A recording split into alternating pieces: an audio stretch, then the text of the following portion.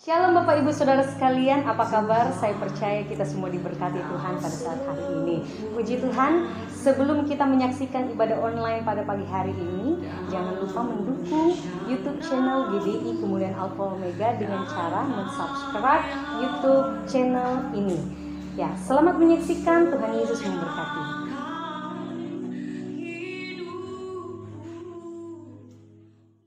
Shalom. Shalom. Salam sejahtera bagi kita semua pada saat hari ini. Kita mau bersyukur buat setiap perbuatan Tuhan yang begitu indah dan ajaib bagi kita. Amin. Dan hari ini kita akan memulaikan acara ibadah kita. Mari saya mengajak bagi Bapak Ibu Saudara sekalian yang sedang menonton ibadah online pada hari ini. Mari kita bersama-sama, kita memuji Tuhan, kita mau meninggikan Tuhan, sebab Tuhan Yesus baik bagi kita. Haleluya, terima kasih Tuhan. Kita mau katakan, Allah Roh Kudus penuhilah kami. Terpujilah Engkau.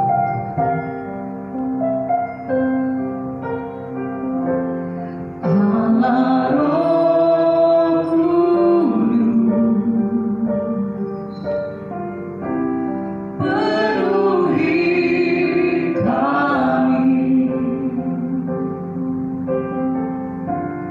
Ku rindu Kau selalu dalam hidupku.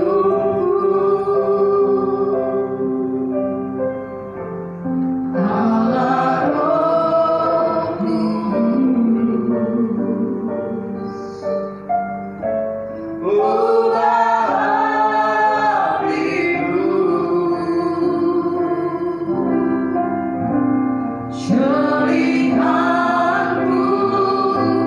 jamalah ku rindu hadiratmu. Sembah Kudus,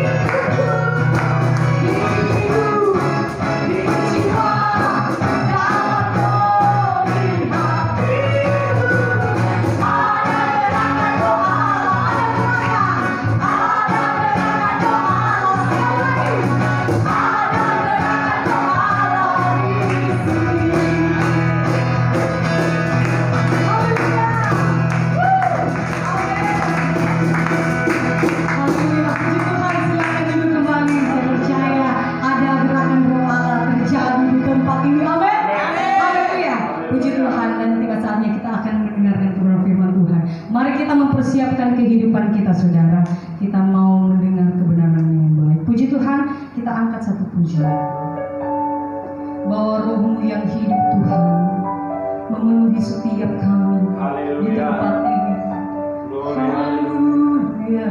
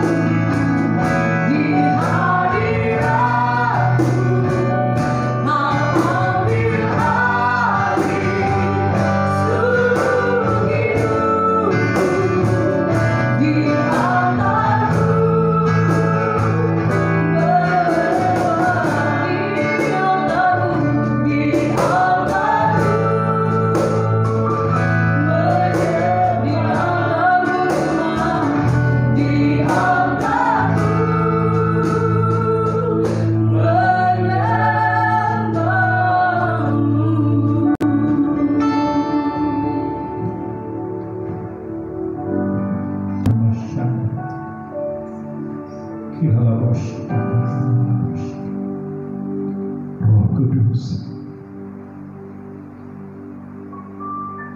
kami rindu akan Engkau selalu. Roh Kudus penolong hidup kami. Terima kasih untuk hadirat-Mu. Terima kasih untuk jamaah-Mu. Terima kasih untuk pertolongan-Mu. Terima kasih untuk kepenuhan-Mu dalam hidup kami. Terima kasih Roh Kudus. Kami sungguh merasakan Engkau bekerja pada saat ini. Bahkan juga Engkau bekerja menjamah melawat akan jemaat-Mu yang ada di rumah-rumah, yang saat ini juga beribadah bersama-sama melalui Tuhan ibadah online ini.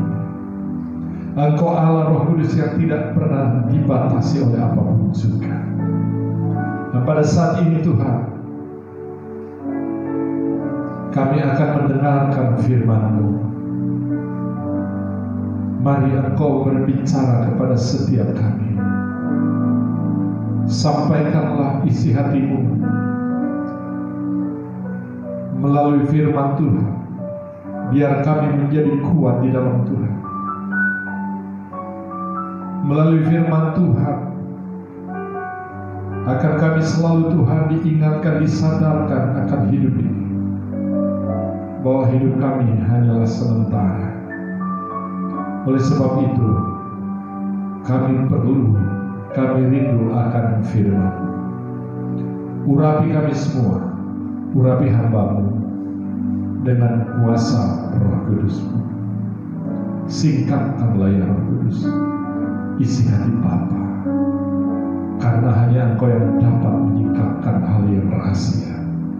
Bahkan Engkau memberikan kami pewahyuan, pengertian. Terima kasih banyak. Terima kasih. Di dalam nama Tuhan Yesus, kami siap untuk mendengarkan firman-Mu. Haleluya. Amin. Ya, shalom jemaat Tuhan. Rekan saudara yang ada di rumah-rumah, yang sementara juga beribadah di dalam ibadah online ini. Nah, hari Kamis yang lalu kita telah memperingati hari kenaikan Isa Al-Masih atau kenaikan Yesus Kristus ke sorga. Banyak hal yang Tuhan bukakan kepada kita mengenai kenaikan Yesus ke sorga.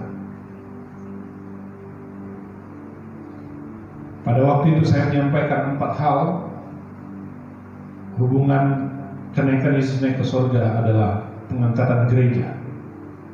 Yang kedua adalah pencurahan Roh Kudus, yang hari ini saya akan memberikan tema khotbah hari ini, yaitu pencurahan Roh Kudus. Yang ketiga adalah berkat Allah. Kenaikan Yesus ke surga berhubungan erat dengan berkatnya. Dan yang terakhir, kedatangan Yesus yang kedua kali.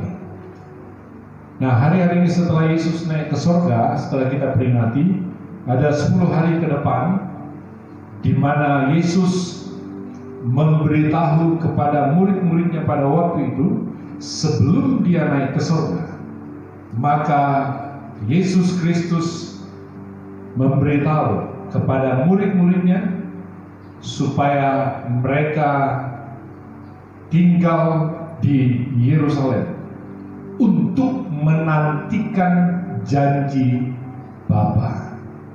Mari kita akan buka Alkitab kita. Dan kita akan baca di dalam Injil Lukas pasal yang ke-24 ayat 36 mulai. Injil Lukas 24 ayat 36 mulai. Dan sementara mereka bercakap-cakap tentang hal itu, Yesus tiba-tiba berdiri di tengah-tengah mereka dan berkata kepada mereka, "Damai sejahtera bagi kamu." Mereka terkejut dan takut dan menyangka bahwa mereka melihat hantu. Akan tetapi Ia berkata kepada mereka, "Mengapa kamu terkejut? Dan apa sebabnya timbul keraguan-keraguan di dalam hati kamu? Lihatlah tanganku dan kakiku. Aku sendirilah ini. Rabalah aku dan lihatlah. Karena hantu tidak ada daging dan tulangnya, seperti yang kamu lihat ada padaku." Sambil berkata demikian, Ia memperlihatkan tangan dan kakinya kepada mereka. Dan ketika mereka belum percaya karena girangnya dan masih heran, berkata Ia kepada mereka, "Adakah padamu makanan di sini?" Lalu mereka memberikan kepadanya sepotong ikan goreng. Ia mengambilnya dan memakannya di depan mata mereka. Ia berkata kepada mereka, "Inilah perkataanku yang telah kukatakan kepadamu ketika aku masih bersama-sama dengan kamu, yakni bahwa harus digenapi semua yang ada tertulis tentang aku dalam kitab Taurat Musa dan kitab Nabi-Nabi dan kitab Mazmur." Lalu Ia membuka pikiran mereka sehingga mereka mengerti kitab suci. Katanya kepada mereka, ada tertulis demikian, Mesias harus menderita dan bangkit dari antara orang mati pada hari yang ketiga. Dan lagi dalam namanya berita tentang pertobatan dan pengampunan dosa harus disampaikan kepada segala bangsa, mulai dari Yerusalem. Kamu adalah saksi dari semuanya ini, dan aku akan mengirim kepadamu apa yang dijanjikan Bapakku. Tetapi kamu harus tinggal di dalam kota ini sampai kamu diperlengkapi dengan kekuasaan dari tempat tinggi. Saya akan ulang kembali dalam ayat 49 sesuai dengan tema kita hari ini mengenai pencurahan Roh Kudus. Dan aku akan mengirim kepadamu apa yang dijanjikan Bapakku. Tetapi kamu harus tinggal di dalam kota ini sampai kamu diperlengkapi dengan kekuasaan dari tempat tinggi. Nah, pertanyaan sekarang, apa yang dijanjikan Bapakku? Itu yang Yesus katakan kepada murid-murid. Ternyata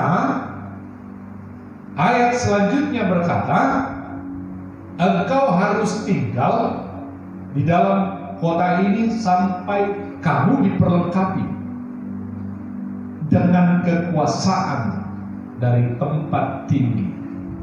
Ternyata yang dijanjikan adalah Roh Kudus, atau yang kita sekarang saya beri tema khotbah ini, pencurahan Roh Kudus. Maksudnya, sebelum murid-murid dipenuhi, diberi kuasa dari tempat yang maha tinggi, itulah Roh Kudus, maka murid-murid tidak seluar biasa pelayanannya sebagaimana setelah ia dipenuhi dengan Roh Kudus dari tempat yang maha tinggi.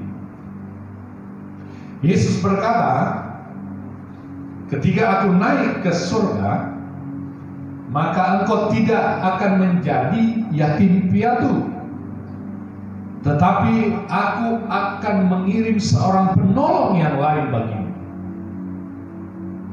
Siapakah penolong yang lain yang dimaksud oleh Yesus?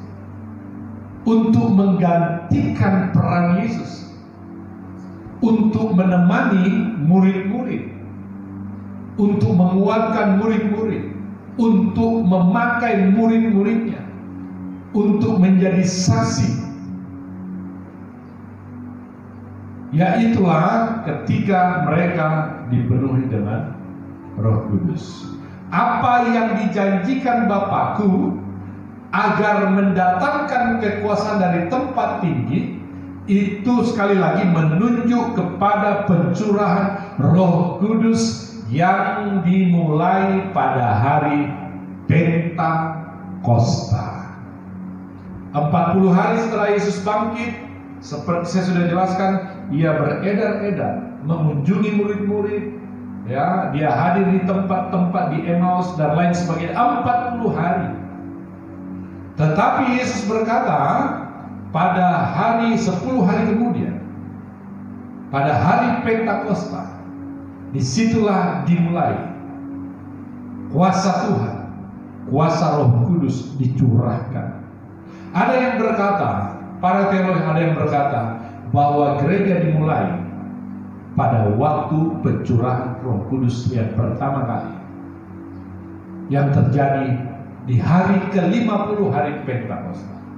Hari Pentakosta adalah hari di mana bangsa Israel, hari kedua hari perayaan bangsa Israel yang besar, hari Pentakosta, yaitu hari panen raya. Apa artinya di sini? Bahwa ketika Roh Kudus dicurahkan, maka akan terjadi panen raya. Panen raya yang dimaksud adalah panen raya jiwa-jiwa.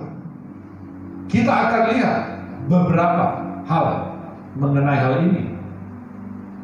Mari kita buka Kisah Para Rasul 1. Dibacakan ayat yang keempat. Kisah Rasul 1 ayat yang keempat. Ayat yang keempat, pada suatu hari ketika ia makan bersama-sama dengan mereka, ia melarang mereka meninggalkan Yerusalem dan menyuruh mereka tinggal di situ menantikan janji Bapa yang demikian katanya telah kamu dengar daripadaku. Iya, seperti di dalam yang kita baca tadi dalam ayat 49. Diulangi, disampaikan di Kisah Rasul. Apa yang dijanjikan Tuhan Yesus Kristus adalah pencurahan Roh Kudus. Mengapa? Karena ini hal yang penting sekali bagi gereja Tuhan di akhir zaman. Penting sekali Roh Kudus bagi hidup kita. Kalau itu tidak penting, maka pasti Yesus tidak mengatakan demikian. Tetapi karena pentingnya Roh Kudus, oleh karena itu Yesus begitu luar biasa menyampaikan pesan kepada jemaat. Karena Roh Kudus adalah pribadi Allah sendiri. Nah, kita lihat pencurahan pertama kali di Kisah Rasul 2. Dibacakan ayat 1 sampai dengan ayat yang keempat. Kisah Rasul 2 ayat 1, ketika tiba hari Pentakosta, semua orang percaya berkumpul di satu tempat. Tiba-tiba turunlah dari langit suatu bunyi seperti tiupan angin keras yang memenuhi seluruh rumah di mana mereka duduk. Dan tampaklah kepada mereka lidah-lidah seperti nyala api yang bertebaran dan hingga pada mereka masing-masing. Maka penuhlah mereka dengan Roh Kudus. Lalu mereka mulai berkata-kata dalam bahasa-bahasa lain seperti yang diberikan oleh Roh itu kepada mereka untuk mengatakannya. Ketika mereka berkumpul, yang luar biasa murid-murid di sini, mereka bertekun. Setelah Yesus naik ke surga, mereka melihat Yesus, mereka langsung menuju ke kota Yerusalem.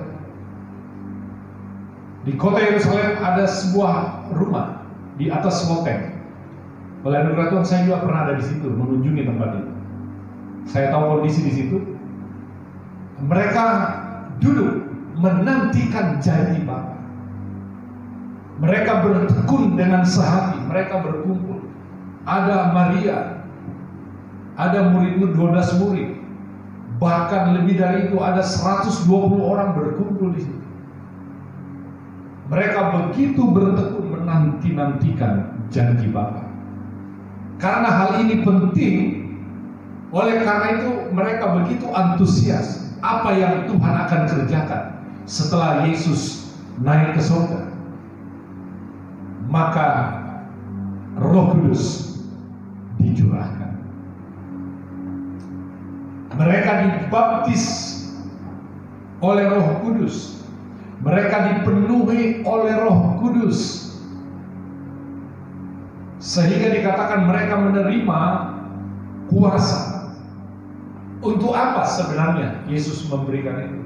Selain sebagai pengganti Yesus di muka bumi setelah Yesus naik ke surga, untuk murid-murid itu menjadi saksi bagi Tuhan Yesus. Itulah gunanya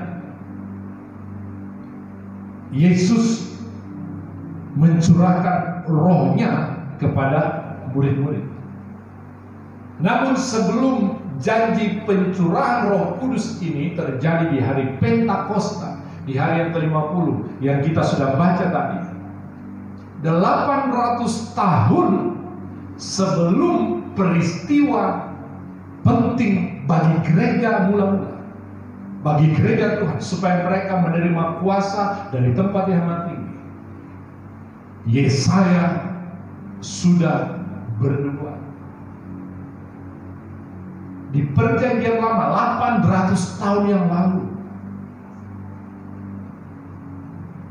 Kita lihat di dalam kitab Yesaya pasal 32. Kitab Yesaya pasal 32 ayat yang ke-15. Dibacakan sampai 17. Ayat yang ke-15, sampai dicurahkan kepada kita roh dari atas, maka padang gurun akan menjadi kebun buah-buahan, dan kebun buah-buahan itu akan dianggap hutan. Di padang gurun selalu akan berlaku keadilan, dan di kebun buah-buahan akan tetap ada kebenaran.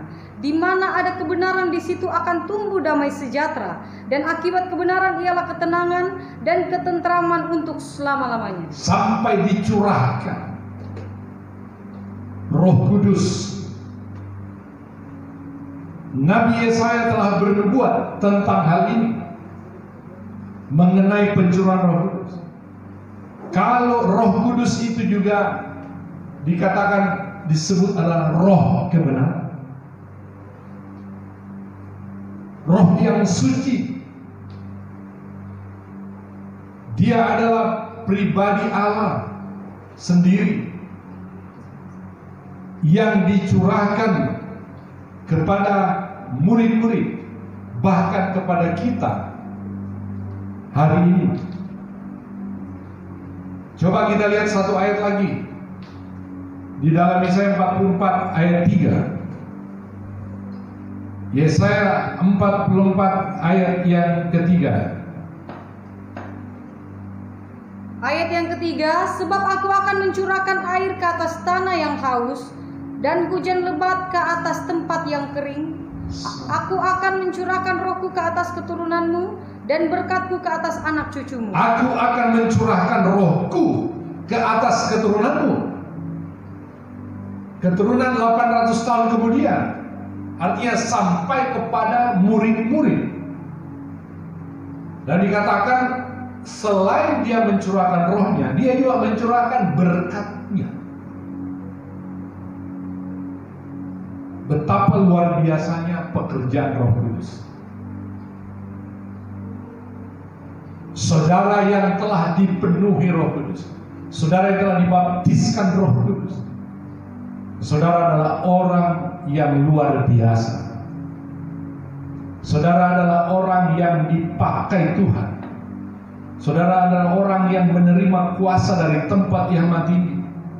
Sehingga ketika kita melayani, ketika kita bekerja, ketika kita beraktivitas dalam hidup kita, maka ada Roh Kudus yang selalu memimpin kita, menuntun kita ke hal-hal yang benar. Kita lihat lagi di dalam Yesaya pasal 39. Jadi jauh sebelum pencurahan hari Pentakosta itu, atau pencurahan Roh Kudus di hari Pentakosta, maka Yesaya telah bernubuat 39 ayat yang ke-29. Ayat yang ke-29, aku tidak lagi menyembunyikan wajahku terhadap mereka, kalau aku mencurahkan rohku ke atas kaum Israel. Demikianlah firman Tuhan Allah. Ya, puji Tuhan. Tuhan tidak akan menyembunyikan lagi wajahnya. Tetapi dikatakan di sini, Tuhan akan mencurahkan, aku akan mencurahkan rohku ke atas kaum Israel. Demikianlah firman Tuhan. Jadi betapa pentingnya Roh Kudus bagi saudara. Penting sekali. Kalau itu tidak penting, Yesus tidak akan mengatakannya. Kalau itu tidak penting, tidak mungkin dinubuatkan 800 tahun yang lampau.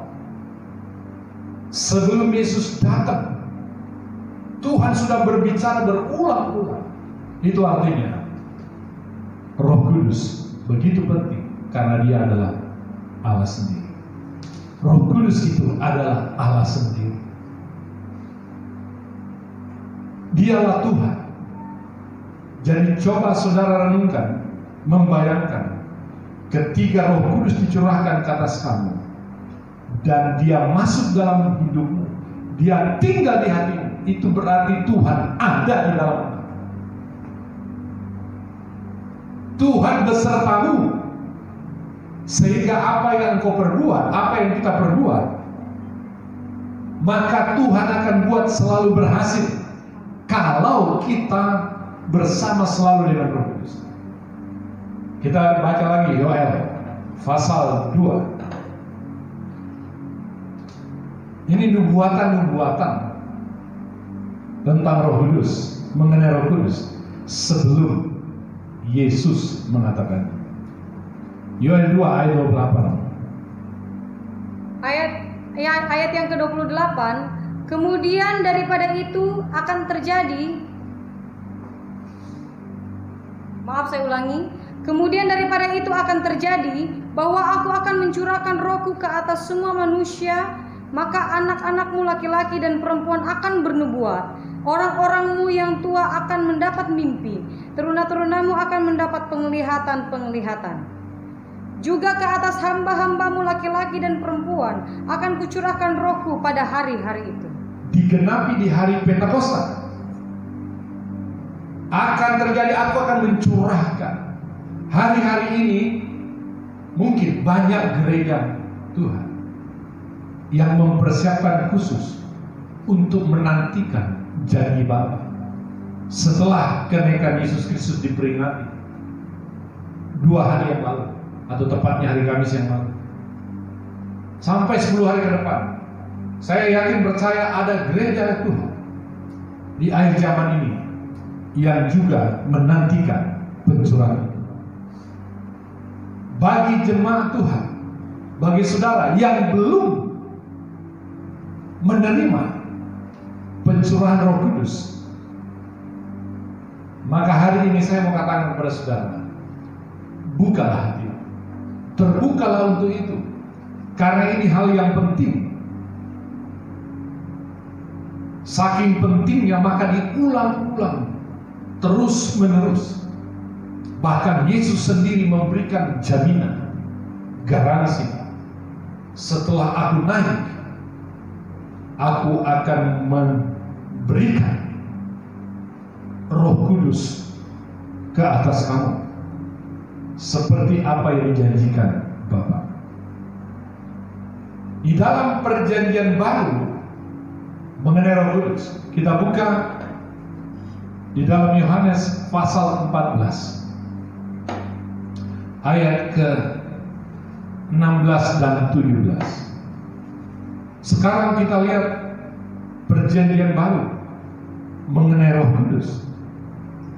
Yohanes 14 ayat yang ke-16 dan 17. Ayat yang ke-16, aku akan minta kepada Bapa, dan Ia akan memberikan kepadamu seorang penolong yang lain, supaya Ia menyertai kamu selama-lamanya, yaitu Roh kebenaran. Dunia tidak dapat menerima Dia, sebab dunia tidak melihat Dia dan tidak mengenal Dia.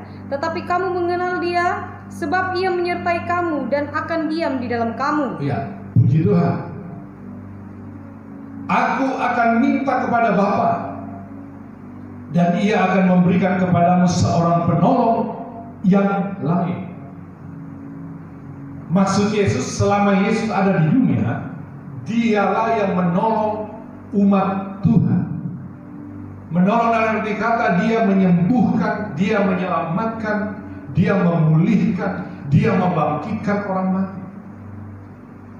Tetapi setelah Dia naik ke surga, Dia tidak berhenti sampai di situ, tetapi Dia mengirim seorang penolong yang lain. Sama seperti Yesus bekerja, maka Roh Kudus juga bekerja demikian. Bahkan lebih dari itu, kata Tuhan sendiri.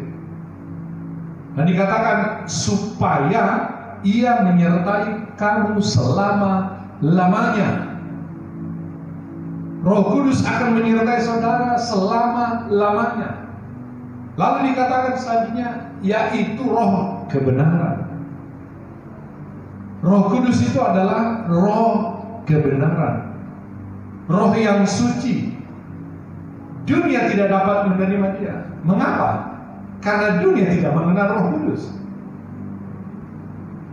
Anda boleh tanyakan kepada orang dunia yang ada di luar sana, tanyakan aja, mengertikah kau mengenai Roh Kudus? Mereka pasti tidak mengerti. Tetapi saudara yang mengerti, saudara begitu luar biasa,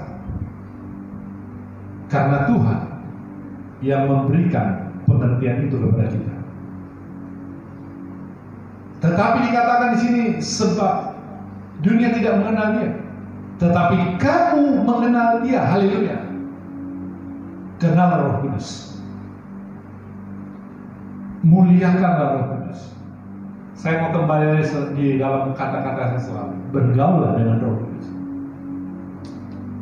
Kalau engkau mengenal Roh Kudus, maka engkau akan bergaul dengan Dia. Sebab Dia Roh kebenaran. Dia akan membawa hidupmu kepada hal-hal yang benar.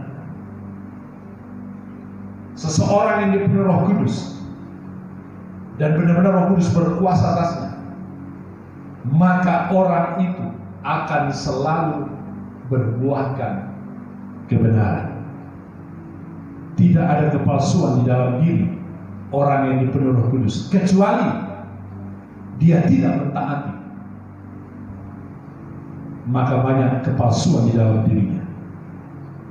Ayat yang ke-26 Yohanes 14. Sekarang ayat 26.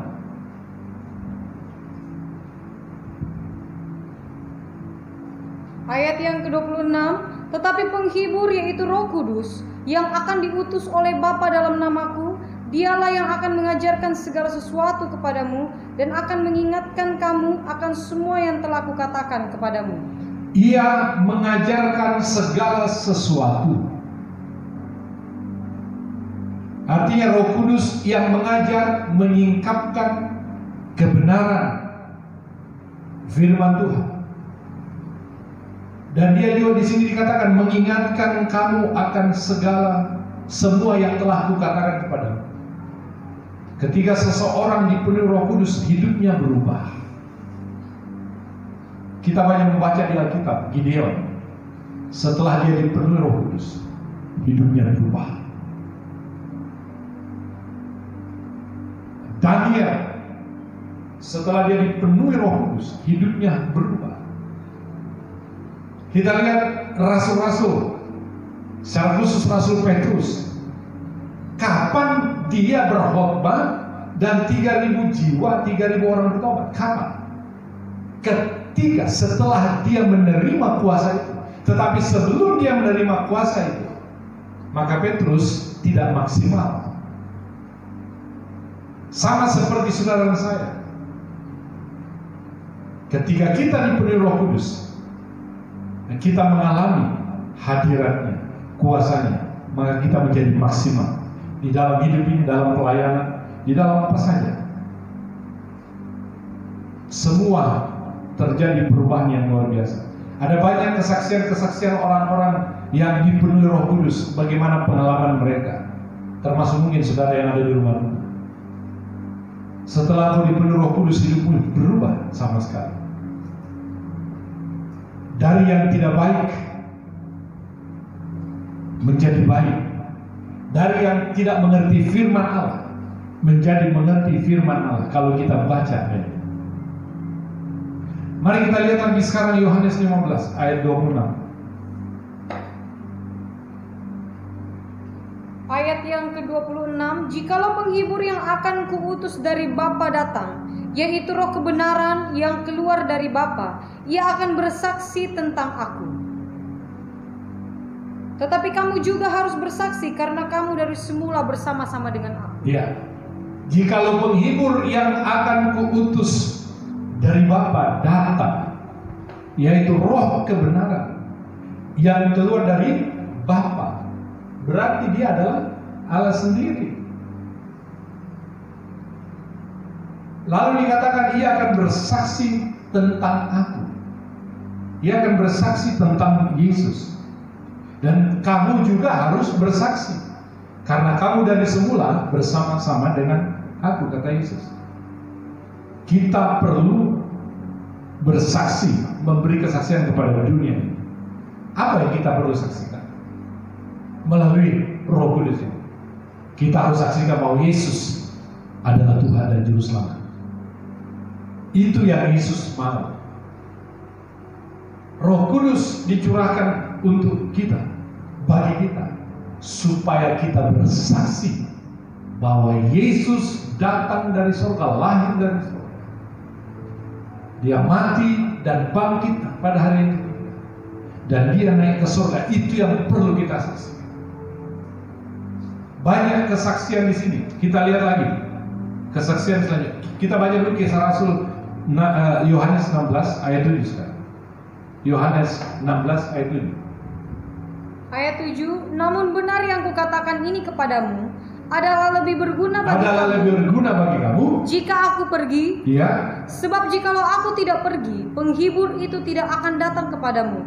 Tetapi jikalau aku pergi, aku akan mengutus dia kepadamu. Iya. Yesus harus pergi dulu. Pergi kemana? Tentu pergi ke tempatnya yang sudah kita jelaskan hari Kamis. Yesus kembali ke surga. Tetapi dikatakan setelah dia kembali ke surga, dia mengirim seorang penolong atau penghibur. Dan dikatakan adalah lebih berguna bagi kamu. Luar biasa peran Roh Kudus.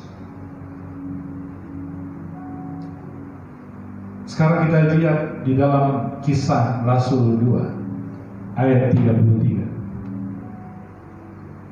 Kisah Rasul pasal 2 ayat yang ke-33. Ayat yang ke-33, dan sesudah ia ditinggikan oleh tangan kanan Allah dan menerima Roh Kudus yang dijanjikan itu, maka dicurahkannya apa yang kamu lihat dan dengar di sini. Ayat 38. Ayat 38, jawab Petrus kepada mereka, bertobatlah dan hendaklah kamu masing-masing memberi dirimu dibaptis dalam nama Yesus Kristus untuk pengampunan dosamu, maka kamu akan menerima karunia Roh Kudus. Sebab bagi kamulah janji itu, dan bagi anak-anakmu, dan bagi orang yang masih jauh, yaitu sebanyak yang akan dipanggil oleh Tuhan Allah kita. Ya, yang masih jauh. Siapa yang masih jauh? Ya kita yang sekarang ini. Dari Yerusalem dicurahkan, lalu disaksikan, diberitakan firman Tuhan oleh kuasa Roh Kudus. Maka banyak orang yang bertobat, banyak orang yang menerima Yesus sebagai Tuhan dan Juru Selamat mereka. Mereka semua dikatakan bertobat. Itulah berita yang Petrus sampaikan kepada halayak ramai pada waktu itu.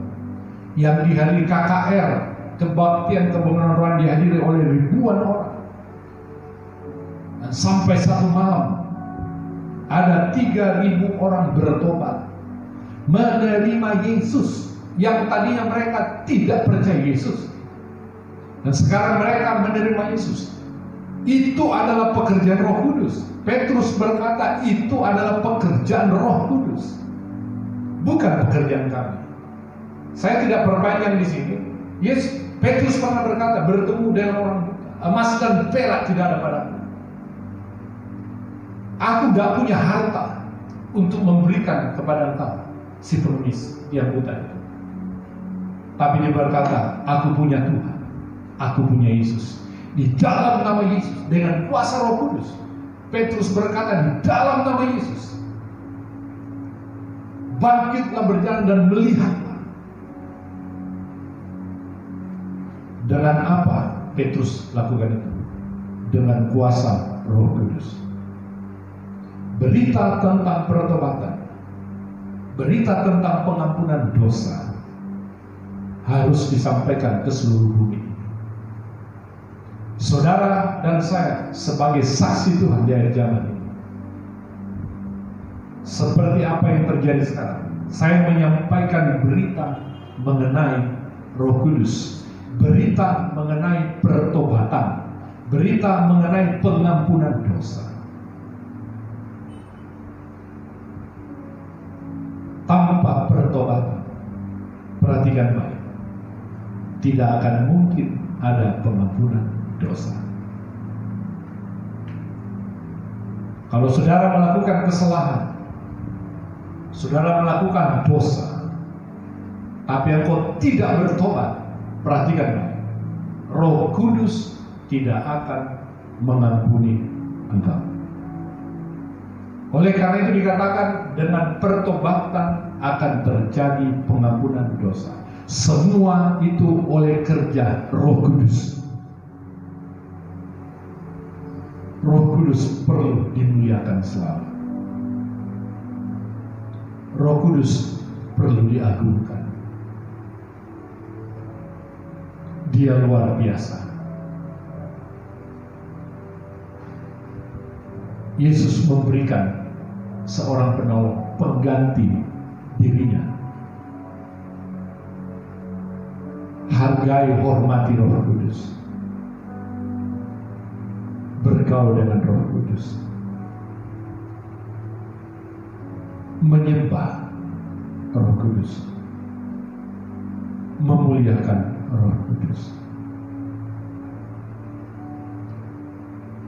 Haleluya. Haleluya. Glory, haleluya. Glory, haleluya. Terima kasih banyak Tuhan. Terima kasih banyak Yesus. Haleluya. Haleluya. Mari jemaat Tuhan, bahkan saudara yang ada di rumah, biarlah berita yang singkat ini, biarlah berita yang sederhana mengenai Roh Kudus kita responi. Bahkan jika saudara belum dipenuhi Roh Kudus, belum menerima pencurahan itu, bukan karena Tuhan yang tidak mau beri kepada saudara, tapi terkadang karena kita yang menutup hati. Bahkan mungkin karena kita tidak mengerti, atau mungkin kita menyepelekan, meremehkan akan Roh Kudus. Tapi saya dan saudara, kita perlu sungguh-sungguh menghargai, menghormati Roh Kudus. Dia ada di dalam engkau. Dia bersama dengan saudara. Dia bersama dengan saya. Dia ada.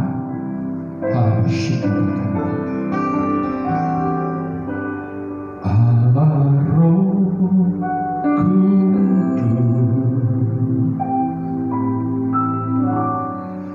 penuhi kami. Ku rindu Kau selalu.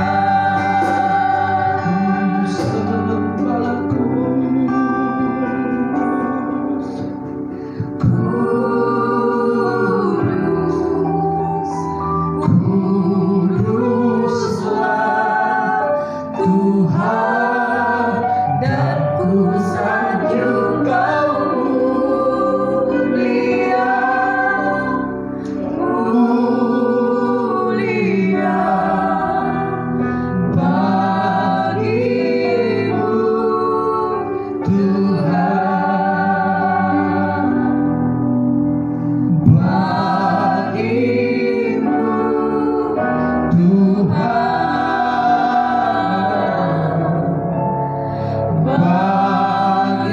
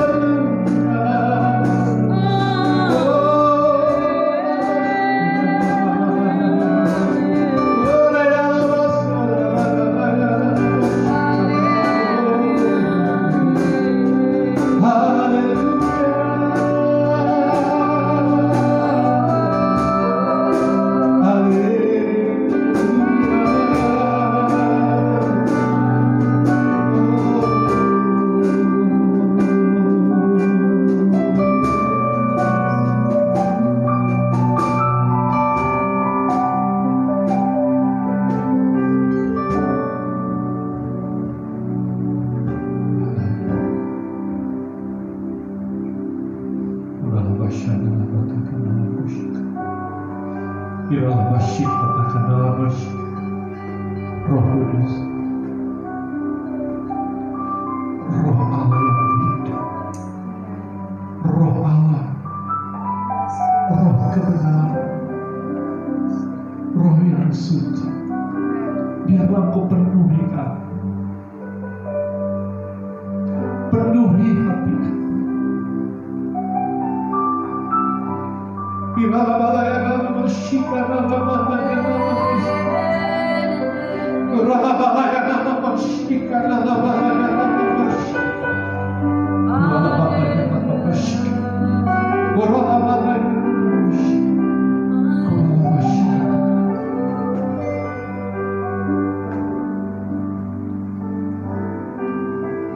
Di dalam nama Yesus,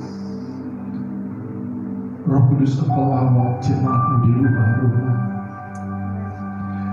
Engkau sama hati mereka, Roh Kudus, bahkan penuhi mereka, bahkan mereka yang meminta, yang memohon, yang merindukan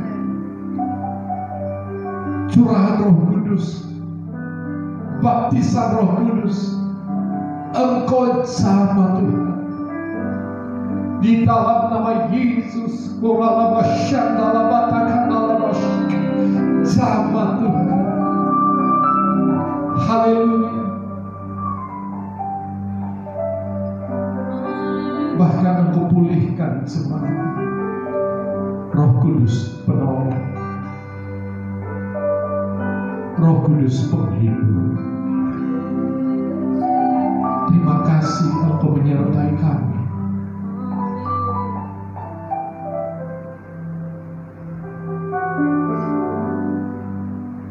Janganlah mendukakan Roh Kudus yang ada dalam diri saudara. Dengarkan jemaat yang ada di rumah-rumah. Janganlah engkau mendukakan Roh Kudus, karena Dia pribadi yang suci.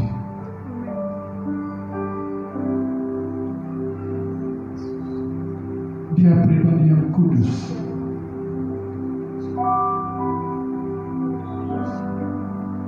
Janganlah engkau mendukakan Roh Kudus, tapi cintailah.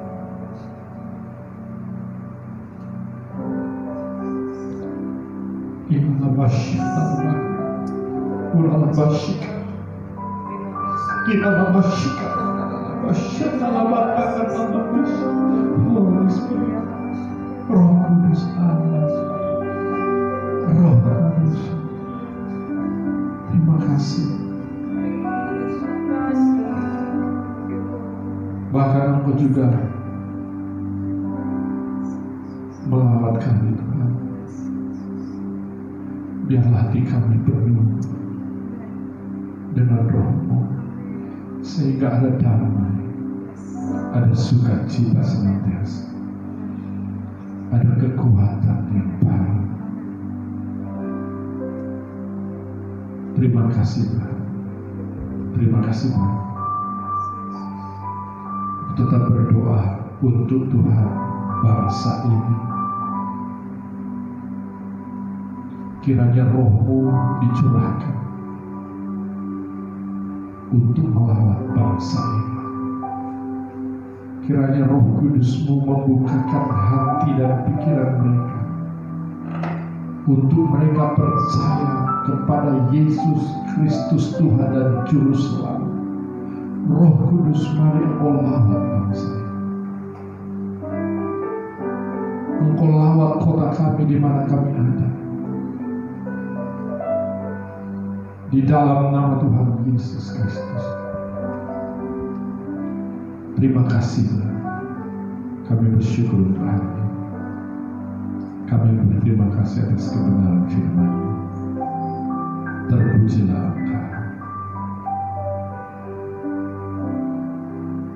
Terima kasih. Dan saat ini Tuhan, kami akan menabur. Kami akan memberikan korban kami untuk pekerjaan Tuhan. Biarlah Tuhan memberkati setiap apa yang kami berikan, dalam bentuk apapun persembahan kami. Tuhan memberkati. Bahkan jemaat yang ada di rumah-rumah, Tuhan memberkati. Terima kasih untuk semua ini.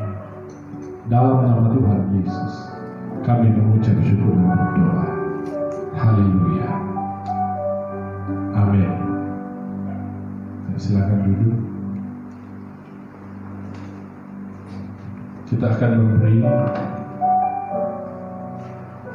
menabur untuk pekerjaan Tuhan. Berilah yang terbaik. Dan pengumuman kita untuk minggu depan, kita akan kembali akan ibadah secara online sampai kita berdoa. Kiranya pemerintah nanti akan mengizinkan kembali ibadah-ibadah di semua ibadah dibuka kembali seperti biasa.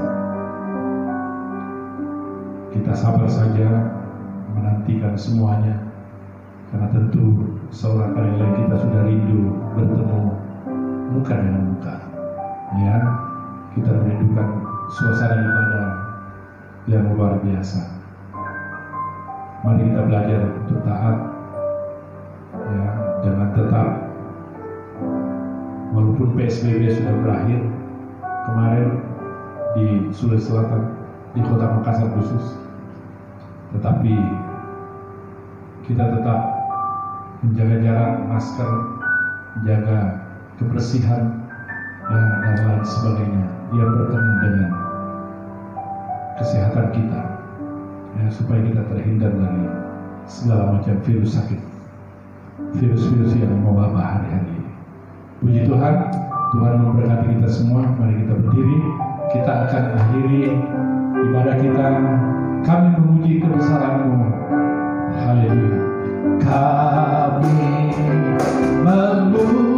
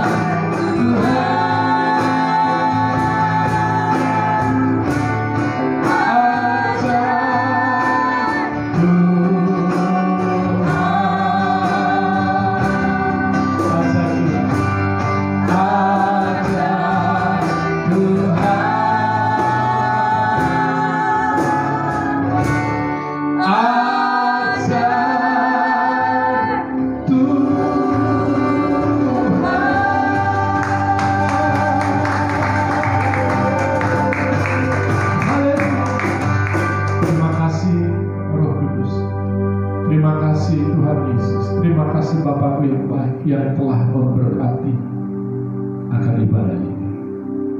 Dan saat ini Tuhan, kami akan menerima berkat daripada-Mu. Biar kiranya di akhir ibadah ini, sekaligus secara online, Tuhan juga memberkati jemaat yang ada di rumah. Dan mari kita arahkan hati kita dan tangan kita angkat ke atas untuk menerima berkat dari Tuhan Yesus. Dan kekasih Tuhan, terimalah berkat dari Allah Bapa di surga, di dalam cinta kasih sayang Tuhan kita Yesus Kristus, di dalam persekutuan pengurapan pemeliharaan Allah Roh Kudus, mulai saat ini besok sampai Maranatha. Tuhan Yesus datang untuk kedua kalinya menjemput para salehnya, yaitulah saudara dan saya, masuk dalam kemuliaannya yang kekal. Terpujilah nama Tuhan Yesus selama-lamanya. Di dalam nama Tuhan Yesus Kristus kami terima berkat-Nya. Haleluya. Yang diberkati sama-sama katakan amin. Shalom. Selamat hari ini, Tuhan Yesus memberkati.